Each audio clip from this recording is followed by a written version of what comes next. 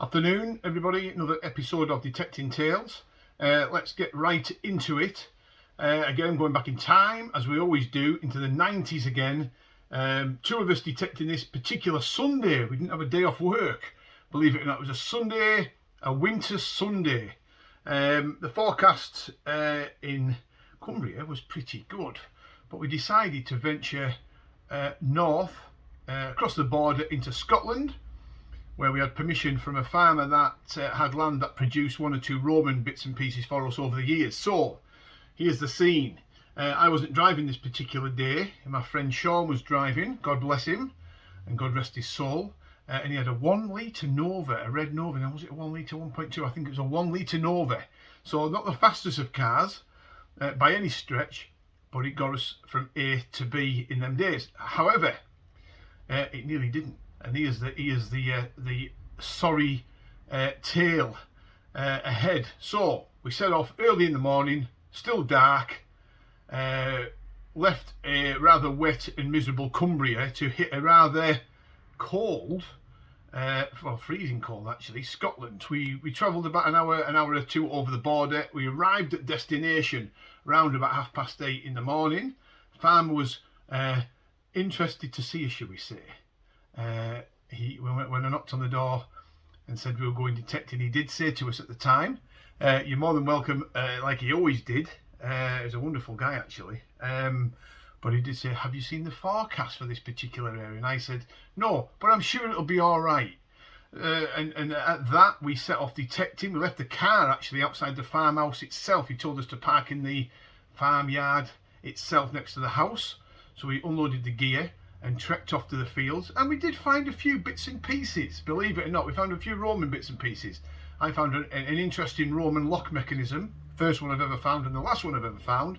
A couple of bronze Roman coins. Sean did quite well. I think he had a Roman mount and a Roman coin as well, so we were quite happy. We weren't after big numbers of coins and artifacts in them days. Just getting out for the adventure and finding a few Roman things was all we were pretty much interested in. However, things changed a little bit. We did notice a ploughed field next to the main pasture fields on the way up. We walked through it actually, and we did say towards the end of the day, we've got to give this ploughed field an hour. So we carried on detecting throughout the day, and then the clouds darkened and this strange white fluffy stuff started falling from the sky. I looked at Sean, he looked at me. I said to him, should we give it another hour or two? He said yes. This white stuff continued to fall in such a way that pretty soon the ground was covered in snow, pure white snow. So detecting was quite difficult because the coil itself was underneath the coil was becoming solid with snow because it was freezing cold as well.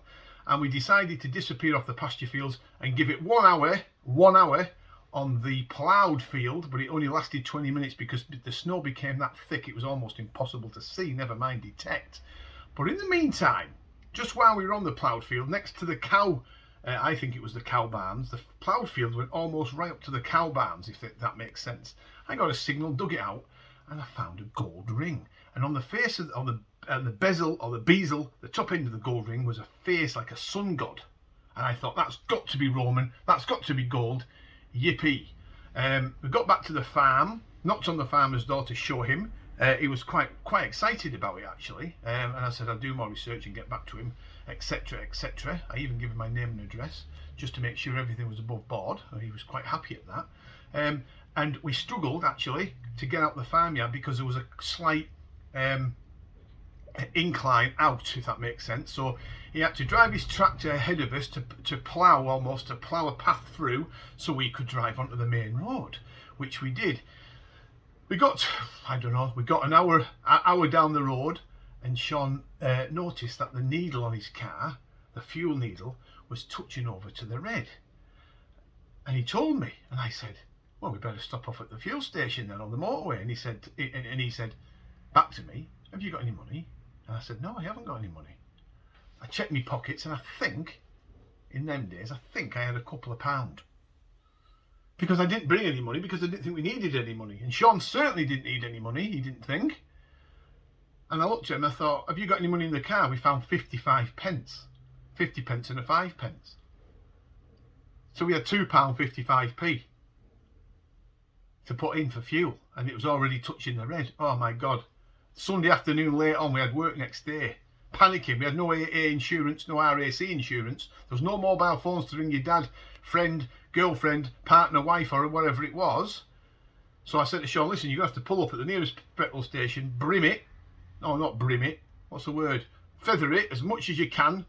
Put as much as you can in. We scratted around all over the car. I think we found £2.55p. Put the £2.55p in. Remember, fuel was a lot cheaper in them days, but £2.55 didn't go a great deal.